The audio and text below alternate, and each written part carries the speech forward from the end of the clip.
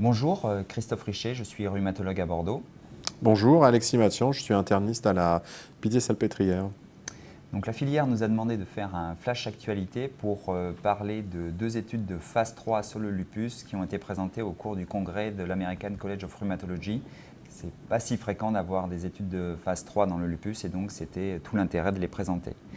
Donc avant de commencer de parler de ces deux phases 3, je voulais montrer quelques diapositives sur la phase 2 qui avait été présentée en 2015, là aussi au Congrès américain de rhumatologie, puis publiée quelques semaines plus tard, et qui s'intéressait donc déjà bien sûr au lupus systémique avec donc une molécule qui s'appelle l'anifrolumab et qui est un anticorps qui va cibler le récepteur des interférons de type 1 et donc pas uniquement bloquer l'interféron alpha mais d'autres types d'interférons de type 1, ce qui diffère en fait des études précédentes qui ciblaient principalement l'interféron alpha et qui avaient échoué.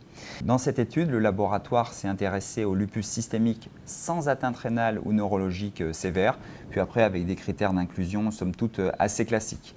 Une des particularités, je ne sais pas ce que tu en penses Alexis, c'est que le critère principal, c'était une espèce de variante par rapport aux études classiques, puisque c'était le SRI4, qui est un score composite souvent utilisé, mais en plus, il fallait que les patients aient diminué en dessous de 10 mg de corticoïdes. Oui, c'était l'un des éléments le plus importants de cette étude, qui était la mise d'un seuil minimum de corticoïdes à avoir pour avoir l'objectif thérapeutique, ce qui, on pensait, permettait de distinguer la réponse placebo du médicament versus la réponse du médicament testé, et qui à l'époque était une nouveauté, puisque c'était très très peu utilisé dans les études antérieures.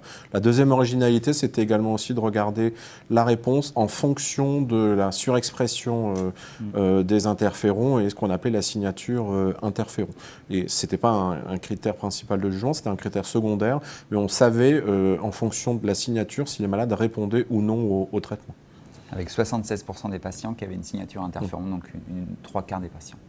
Donc voici rapidement les résultats qui, à l'époque, quand même, avaient emporté un certain enthousiasme, puisqu'on avait une vraie différence par rapport au bras placebo, une différence supérieure avec le bras 300 mg de l'anifrolumab par rapport au bras 1 g, probablement puisqu'il y avait un petit peu plus de complications, notamment infectieuses avec le bras 1 g, ce qui fait que les patients étaient sortis de l'étude, des infections virales, et c'est peut-être pour ça qu'il y avait une petite explication. Enfin, dans tous les cas, le bras 1 g n'a pas été retenu en suivant. Et donc par rapport à ce que tu disais, en effet, sur ce diagramme, on voit interféron positif et interféron négatif, donc ça marche toujours aussi bien, voire mieux chez les patients qui ont une signature interféron, et après, chez les patients interférons négatifs, en fait, ça marche peut-être un petit peu moins bien, mais c'est surtout la réponse placebo qui marche beaucoup mieux. En sachant que la réponse placebo était plafonnée aux alentours de 17% dans mon souvenir, grâce au critère d'une corticothérapie en dessous de 10 mg, ce qui est inhabituel dans les essais thérapeutiques avec les biothérapies dans le lupus, où on a régulièrement des réponses en groupe placebo entre 40 et 60%. Là, on avait 17%, donc on était très satisfait de l'absence de réponse thérapeutique dans le groupe placebo, ce qui permettait de sortir l'efficacité dans le groupe traitement. Une petite remarque, c'est que le résultat était à 6 mois, hein, pas à 1 an comme habituellement, donc une étude intermédiaire et courte. Vous savez que la FDA, pour les essais thérapeutiques dans le lupus, veut un critère, comme critère principal de jugement, un SRI4 ou un BICLA, critère composite sur lequel on reviendra, à la semaine 52, hein, pas des distances courtes comme 26 semaines. La deuxième particularité, parce qu'en fait on parle de réponse placebo, c'est traitement standard plus placebo. Oui, pardon. Et donc, puisque tu viens de le dire, quand ils ne regardaient pas le SRI4, uniquement le SRI4 avec la diminution des corticoïdes, mais aussi le SRI4 classique, ils retrouvaient toujours cette différence significative par rapport au placebo. S'ils allaient sur une réponse plus stringente qui est le SRI7, ça veut dire que là, cette fois-ci, il y a une amélioration de 7 points du SLEDAI. Ils avaient toujours cette différence significative. Tu as dit qu'on en est en reparlé, donc il y a un autre score qui s'appelle le BICLA. Là aussi, ils retrouvaient une différence significative. Et puis après, bon, voilà, la réduction des corticoïdes. Alors, la différence entre le SRI4 et le BICLA, qui sont tous les deux des critères qui sont retenus par la FDA, c'est que le premier, le SRI4, est un score qui repose beaucoup sur le SLID, avec une baisse du SLID de 4 points par rapport au SLID de départ. Vous savez que le SLIDé repose sur l'absence ou la présence d'une atteinte d'organe et il n'y a pas de gradation en fait dans la gravité de l'atteinte d'organe. On a soit une atteinte d'organe et on score, soit on n'a pas d'atteinte d'organe et on score à 0. Il n'y a pas de gradation dans la gravité de l'atteinte. Alors que le BICLA, qui est à peu près le même score composite, donc qui repose également sur la PGA, également sur l'absence de certaines poussées, repose principalement sur le BICLA, sur le BILAC, pardon, qui lui est un score beaucoup plus sensible que les SLIDé puisqu'il grade la gravité de l'atteinte. On a des arthrites plus ou moins graves, avec un score qui va de A jusqu'à C quand on a une activité, et au lieu d'avoir 1 ou 0, d'avoir ou ne pas avoir l'atteinte, on peut avoir des atteintes faibles ou atteintes modérées, ce qui fait qu'on peut grader l'amélioration, même partielle, d'une activité, et donc améliorer l'activité, le score de la maladie, même si on n'a pas la disparition. Et donc le BICLA est réputé comme étant, et démontré comme étant plus sensible que le SRI4 pour le suivi des malades. Les deux sont reconnus par la FDA et le plus reconnu, le plus utilisé, c'est le SRI4 puisque c'est celui qui a été utilisé pour le développement du belimumab et qui est encore utilisé pour les essais belimumab. Et donc, dernière diapositive sur la tolérance. En fait, ce qui ressortait principalement, c'est des infections virales, au premier rang des zona, mais aussi des grippes à l'époque.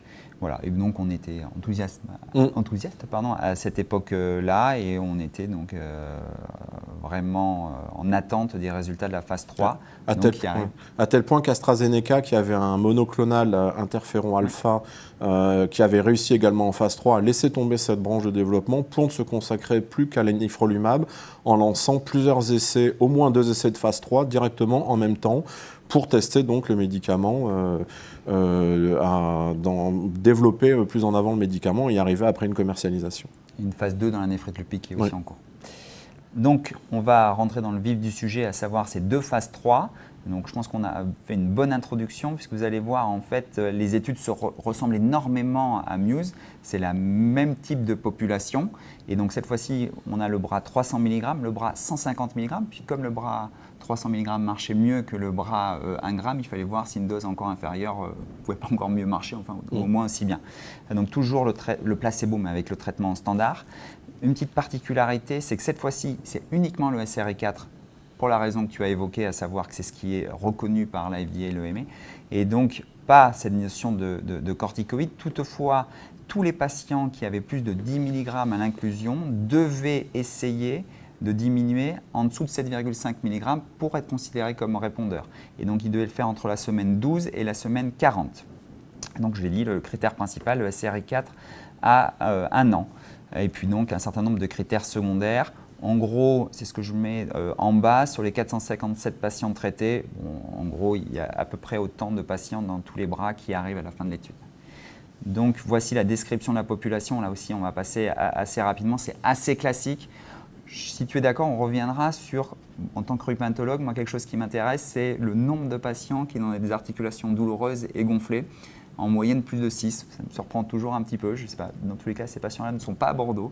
Et puis bon, après, des choses assez classiques. Et donc, voici le résultat. Alors, concentrez-vous bien. En rouge, c'est l'étude Princeps et l'analyse qui devait être faite. En bleu, c'est une analyse post-hoc où ils ont changé un petit quelque chose que je vais vous expliquer. En gros, donc les résultats sont négatifs. Ils n'ont pas atteint le critère principal. Et quand ils regardent les objectifs secondaires, ils n'en atteignent qu'un seul, le BICLA, que tu as évoqué tout à l'heure. Mais quand ils reprennent l'étude, ils se rendent compte qu'il y a un certain nombre de patients qui ont été considérés comme non répondeurs parce qu'ils ont eu une automédication par anti-inflammatoire non stéroïdien. Et des fois, pour des choses qui n'avaient peut-être pas de lien avec le lupus, comme une céphalée et tout. Et donc, ils font une deuxième analyse, donc post-hoc, où ils enlèvent cette notion-là, en fait, de considérer un patient comme non répondeur seulement parce qu'il a consommé des INS. Et là, en gros, ils n'ont toujours pas le critère principal, donc ils n'atteignent toujours pas la significativité pour le critère principal. En revanche, les critères secondaires marchent un petit peu mieux, à savoir la réponse cutanée, la réponse articulaire, et puis toujours, bien sûr, la réponse BICLA. Je ne sais pas si tu as des commentaires. Alors, comme élément supplémentaire, le SRI4 ne marche pas, mais on peut même dire qu'il est meilleur dans le groupe placebo que dans le groupe quand le groupe d'études, hein, vous On avez... peut pas le dire. Oui, mais on est à 40,4% dans le groupe. Alors, quand je dis placebo, c'est standard of care, donc qui est corticoïde, placebo, immunosuppresseur, auquel on ajoute soit l'anifro, soit le placebo. Et donc, le groupe qui reçoit le placebo a une réponse à un série 4 à 40% versus 36% pour le groupe anifrolumab, donc ça marche vraiment pas du tout. Et dans les objectifs, dans les résultats secondaires, on a un petit signal en analyse post-hoc sur la diminution d'une corticothérapie inférieure à 7,5 mg, mais c'est l'une des seules choses qui sort, avec le CLASI aussi à la semaine 12. Le BICLA, c'était pas dans les critères secondaires, c'était dans les analyses exploratoires. Avec donc à la semaine 52, une meilleure réponse BICLA que dans le groupe qui reçoit le standard of care plus anifrolumab versus standard of care plus placebo, mais avec un test statistique qui est un test un peu compliqué, qui n'est pas un Ki2 standard, qui est un Ki2 adapté pour les réponses. Alors, il faudrait demander aux statisticiens un petit peu plus de précision, mais c'est pour les analyses répétées, notamment avec les données qui se répètent dans le temps, et avec donc un test qui n'est pas robuste, qui est exploratoire plus qu'un résultat complètement fiable. Et on a un petit signal. C'était la raison pour laquelle, en fait, l'étude était dite comme apportant quand même pas mal d'enseignements. Et comme le BICLA était un critère plus sensible que le SRI4, le promoteur a dit que c'était parce que le BICLA était plus sensible et que le SRI4 était moins sensible et que c'était la raison pour laquelle le BICLA sortait dans l'étude. À tel point que les résultats, l'analyse de TULIP 2 qui avait lieu en même temps étaient bloqués, les résultats étaient acquis mais cachés, et AstraZeneca a réfléchi pendant longtemps à savoir quels critères allaient être utilisés pour juger sur le plan statistique TULIP 2. Je te laisse continuer. Oui, en fait, les résultats n'étaient pas acquis.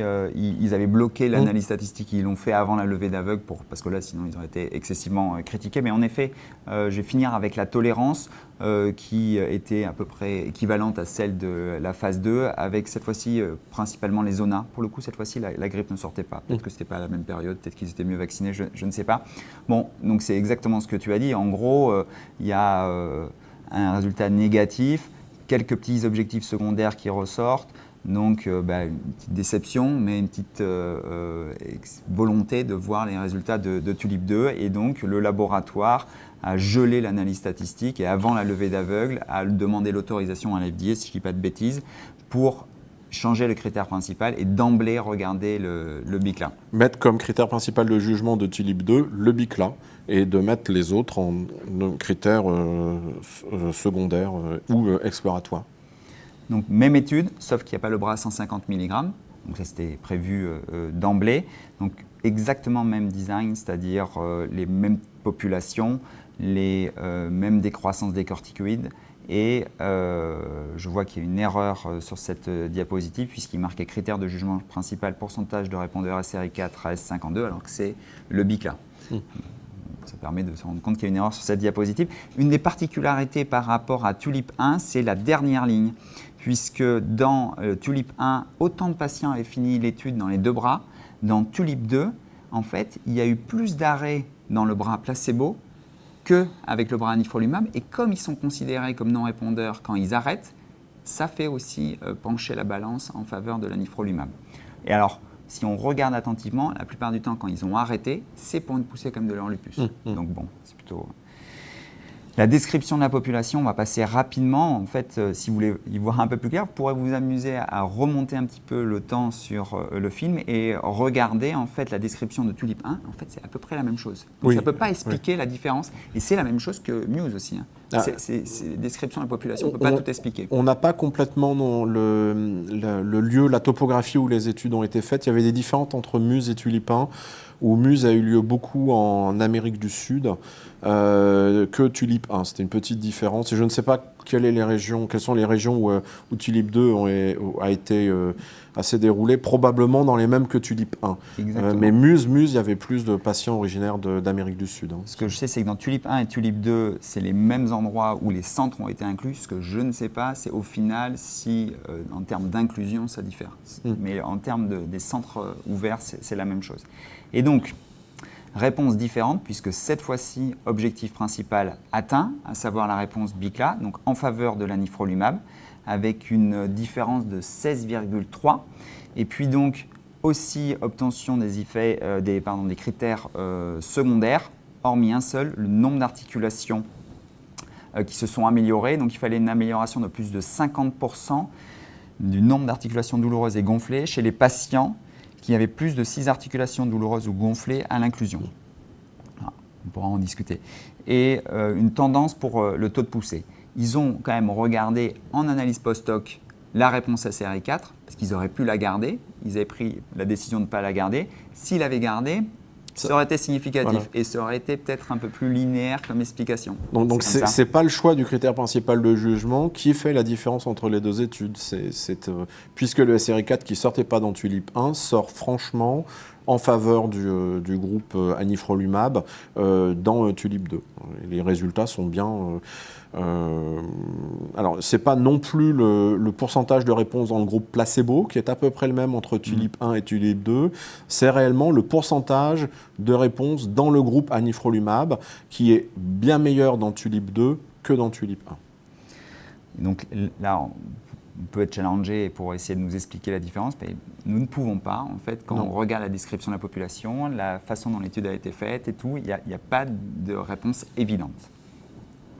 La tolérance identique à ce que j'ai déjà démontré, donc on ressorte les ZONA. À ma connaissance, les ZONA n'ont pas justifié l'arrêt du traitement et donc avec une évolution favorable sous traitement spécifique. Et donc ce qui ressortait en revanche, c'est plus d'aggravation du lupus systémique dans le bras placebo. Donc cette fois-ci, l'objectif est atteint. Une petite nuance, on va prendre un petit peu de temps là, sur l'atteinte articulaire. Encore une fois, moi je suis surpris, je ne sais pas comment ça se passe à la Pitié, sur le nombre de patients qui ont eu des articulations gonflées. Ce n'est pas quand même quelque chose de caractéristique de la pathologie lupique par rapport à d'autres rhumatismes inflammatoires. Donc je ne sais pas s'il n'y a pas non plus un petit défaut dans l'inclusion et sur le nombre d'articulations gonflées qui sont rapportées par les gens qui participent. C'est aussi une explication. Je pense que il y a des choses intéressantes à faire dans l'avenir sur l'atteinte articulaire du lupus systémique pour essayer de mieux comprendre tout ceci. Et donc, ils vont se tourner maintenant, maintenant c'est le boulot du laboratoire. Hein. Le laboratoire va monter un dossier, va se tourner vers la FDA et l'IME et on verra si ils obtiennent une autorisation de mise sur leur marché, un remboursement. Nous, je ne sais pas ce que tu en penses. Là, visiblement, même dans l'étude qui marche bien, Tulip 2, il n'y a pas de réponse satisfaisante sur l'atteinte articulaire. Donc la niche thérapeutique, ça sera plutôt le lupus cutané. La limite étant qu'on a une réponse sur le CLASI, donc sur le score d'activité de la maladie sur le plan cutané, on a une réponse à la semaine 12. On n'a pas de réponse à la semaine 52, on ne sait pas si la réponse est soutenue pendant tout le temps de l'étude. On attend l'article avec beaucoup d'envie pour pouvoir creuser un petit peu plus les réponses à distance et les réponses organe par organe. On a par ailleurs des antécédents d'essais de médicaments en développement comme sur des antiblis où il y avait des discordances entre des essais de phase 3 qui marchaient et avec la même molécule des essais qui ne marchaient pas et le développement thérapeutique de ces médicaments s'est arrêté à cet instant-là. Donc c'est quand même, on est quand même très très curieux de savoir ce que vont dire les autorités de régulation. Est-ce qu'ils vont demander un 3e essai, un 4e essai? Est-ce qu'ils vont limiter les prescriptions, les indications? Pour l'instant, on ne sait pas et on est très curieux de savoir ce qui va se passer pour la suite. On est très curieux, en plus. Et on a beaucoup d'envie qu'un nouveau médicament dans le lupus apparaisse, mais là, pour l'instant, on n'est pas complètement certain. Tous les deux, d'ailleurs, on a fait une grosse partie de notre activité de recherche sur le rôle des interférons de type 1 dans le lupus. C'est vrai qu'on serait quand même intéressé pour le tester chez certains patients, se faire aussi notre idée. C'est toute la difficulté aussi quand même des essais dans le lupus de réussir à démontrer leur efficacité. Donc bon, on verra, on en saura plus probablement très rapidement. Je vous remercie, puis donc merci. À bientôt. Au revoir.